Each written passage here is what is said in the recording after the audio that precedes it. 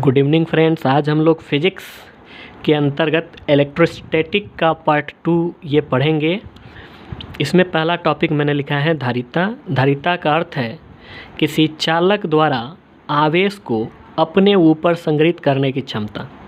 कोई चालक अपने ऊपर जितना आवेश संग्रहित कर सकता है, संरक्षित कर सकता है, वही उसकी धारिता कहलाती है।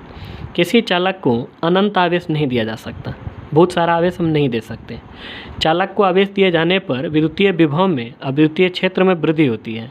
तो अगर चालक को इतना आवेश दे दिया जाए कि विद्युतीय क्षेत्र का मान 3 × 10⁶ वोल्ट पर मीटर हो जाए, तो ऐसी परिस्थिति में और अधिक आवेश देने पर इलेक्ट्रिक स्पार्किंग शुरू हो जाती है, विद्युत उत्सर्जन होने लगता है, यानी कि आवेश अब और उसको ज़्यादा नहीं दिया जा सकता। यहाँ अब एक और बिंदु हमें समझना है कि जिस तरह से किसी बर्तन में पानी या कोई भी लिक्विड डालने पर उसके लेवल में, उसके स्तर में वृद्धि होती है, ठीक उसी प्रकार से किसी चालक को आवेश देने पर उसके विभव में वृद्धि होती है। यानी जैसे जैसे आप आवेश बढ़ाते जाएंगे वैसे वैसे चालक का विभव जो है वो बढ़ते चला जाता है। तो यहाँ से हम एक सीधा गणितीय संबंध लिख सकते हैं Q समानुपाती V। समानुपाती का चिन्ह हटाने पर यहाँ एक कांस्टेंट आएगा जिसे धारिता कहा जाता है। ये एक समानुपातीय नियतांक है। यहाँ से C का सूत्र Q/V हो जाएगा। तो एक और धारिता की परिभाषा हो जाएगी।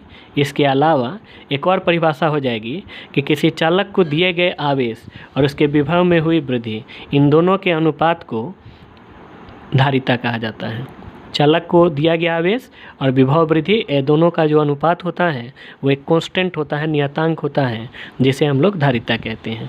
धारिता जो है एक अदिश राशि है। आगे हम देखते हैं धारिता का ऐसा ही मात्रक। तो यहाँ से देखें तो कूलाम प्रति वोल्ट ऐसा ही मात्रक होगा जिसको फैराड कहा जाता है।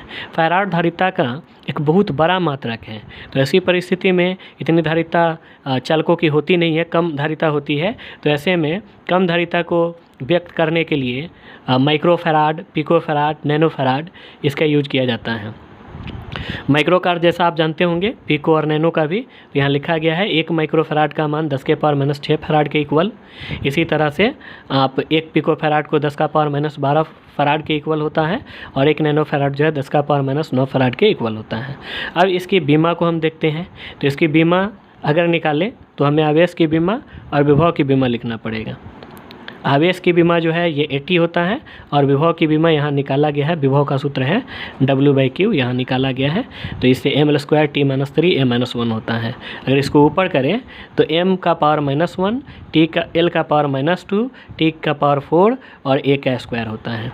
चालक की धारिता को प्रभावित करने वाले कारक 4 कारक हैं। चालक का आकार, आकृति, आसपास का माध्यम, अन्य चालकों की उपस्थिति। फ्रेंड्स यहाँ आप देखें, चालक का आकार जैसे बढ़ाइएगा तो पृष्ठीय क्षेत्रफल बढ़ने से आवेश संग्रहित करने की क्षमता बढ़ जाती है, ना कि धारिता बढ़ जाती है। चालक की आकृति बदलने पर भी पृष्ठीय क्षेत्रफल बदल जाता है, इसलिए धारिता भी बदल जाती है। यानी पृष्ठीय क्षेत्रफल अगर बढ़ गया तो धारिता भी बढ़ जाएगी। आसपास का माध्यम, फ्रेंड्स यहाँ जान ले कि किसी भी चालक की धारिता जो है उसके आसपास मौजूद माध्यम की सापेक्षिक विद्युतशीलता पर निर्भर करती है। तो ऐसे में हवा होने पर धारिता जो है सबसे कम होती है और हवा के स्थान पर अगर कोई दूसरा मीडियम है जिसकी सापेक्षिक विद्युतशीलता अधिक हो तो धारिता भी जो है वो ज़्यादा हो जाती है।